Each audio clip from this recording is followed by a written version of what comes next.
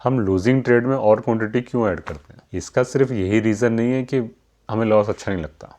देखिए, आपने ट्रेड ली, आपका लॉस हुआ, आपको लग रहा है लॉस हद से ज़्यादा हो रहा है, तो आपको निकल जाना चाहिए। पर नहीं, ट्रेडर्स क्या करते हैं, उसमें और पोजीशन अपनी ऐड कर देते हैं। क्यों?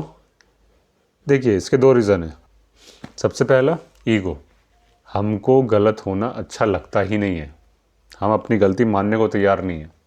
इसी कारण से हमारी आइडेंटिटी पर, हमारी पर्सनैलिटी पे क्वेश्चन उठ जाता है अगर हमने लॉस ले लिया तो उस लॉस को बचाने के लिए कि भाई ये लॉस नहीं होने देंगे, तो मुझे एक्सेप्ट करना पड़ जाएगा कि यार मेरी गलती थी।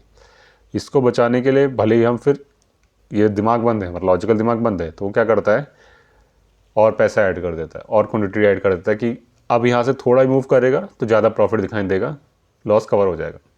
एक तो ये रीज़न था। दूसरा रीज़न ये होता है क्योंकि हमें, अगर आपको जैसे गिफ्ट में 100 रुपये दिए जाए, उसकी खुशी कम होगी अगर मैं आपसे 100 रुपये ले लूँ। आपके 100 रुपये जाने का ज़्यादा दुख होगा आपको 100 रुपये मिलने की खुशी से।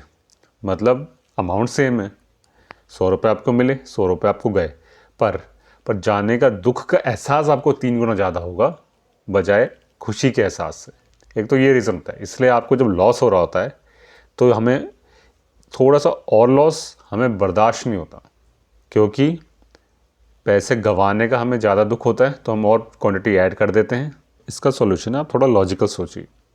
और सबसे पहले आपको लूजिंग ट्रेड में क्वांटिटी ऐड करना तो बंद करना ही पड़ेगा, चाहे आपको लग रहा हो कि वापस जाएगा या नहीं जाएगा। तो जब तक आपका ब्रेन नहीं समझ पा रहा कि लॉज एवर्शन, कि आपको दुख ज़्यादा होता है खुशी से, बल्कि अमाउंट सेम है, तब तक आपको लूजिंग ट्रेड में ज़्यादा दिमाग लगाने की ज़रूरत नहीं है।